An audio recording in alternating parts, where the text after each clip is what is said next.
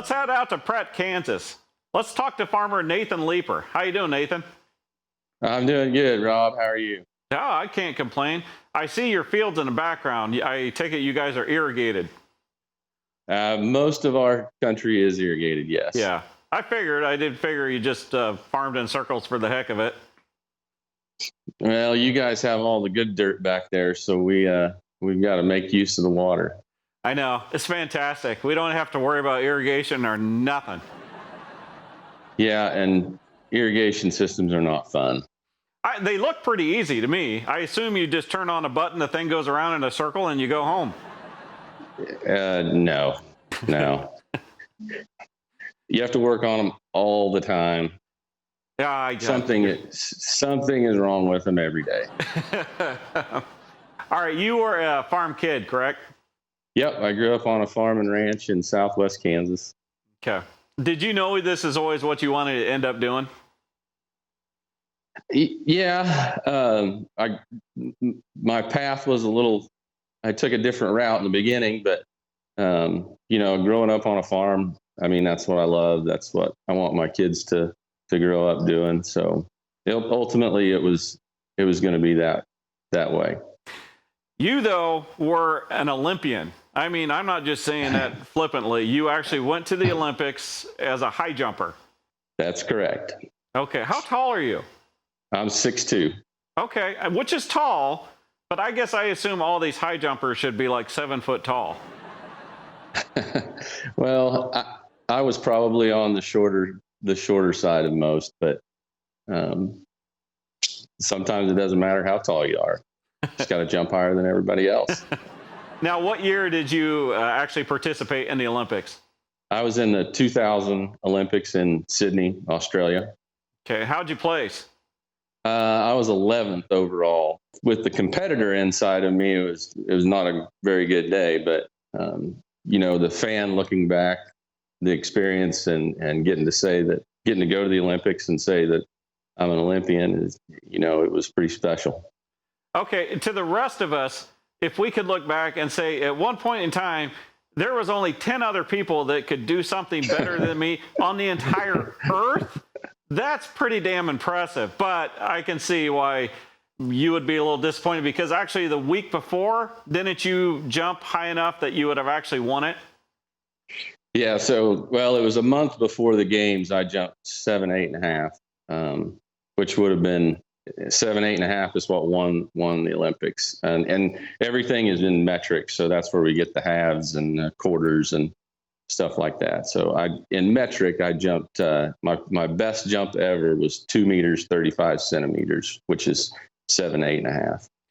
I don't even like standing on top of a 6-foot step ladder. I don't either. Now, Nathan, we did a podcast a while ago. I mean, it's probably been a year and a half anyway. Yeah. You were very, very open. And I'll never forget this podcast because I got so many messages afterwards. You're very open about your struggle with alcoholism and how you tried to overcome that and eventually did and got back into farming. It was hard to do that podcast, honestly. But I think part of our healing process has to involve helping others. And it's a continual process. It's not easy, still not easy today. But I do think that for us to get better, we have to help other people. There's got to be a lot of people out there in ag that have overcome something, but yet are probably pretty reluctant or just flat out scared to share their story. What would you tell them? Everything is going to be okay. It's not the end of the world. It's a very hard time in your life. There's plenty of resources out there to help. But once you do, once you kind of meet that struggle head on, the world opens up. I talk about this a lot. I had to plan my day around a drink. Mm-hmm. And so my whole life revolved around that. And now it feels like the world is at my fingertips. There's nothing that I cannot do now. and people need to realize that there is that other side is so much better, and you're free from that addiction, and that it's such a better way of life. So what are you up to now? Well, like I said, I sell real estate on the side, kind of, with the medium age of the farmer now. I feel like a lot of ground is probably going to turn over. It's starting to here in central Kansas right now. I stayed, I stayed in the market. I follow the market. We bought some land, and I felt like it was a good time to get my real estate license and help other people along, in their journey into or out of farming. So, farming is not the best right now. So you do hear a lot of stories of people that are doing things like this. So what would you say your side hustle is now? Is it the real estate or is it the farming? I would like to say it's the real estate, but it seems like more and more time gets devoted to that. Mm-hmm. Luckily I farm with my father-in-law, and we've got some pretty good help that allows me to kind of slip off and do some of this other stuff. But yeah, a lot of young farmers, a lot of their income isn't solely based on farming now. So we've got to kind of figure out other ways to provide. Well, and I've never seen anything wrong with that. I know sometimes people will poke a little bit here and there that, you should only farm, right? You shouldn't have this side job. But I think that's all bunk. Honestly, to me, it shows a lot of hustle, a lot of work initiative that these farmers are, that they go off and they find something to do when, it's not busy all the time. Yeah. And you can attest to this with your outfitter business. There's times that with $3.50 corn, it just doesn't pay the bills. And, and 3 little kids, lots of money going out.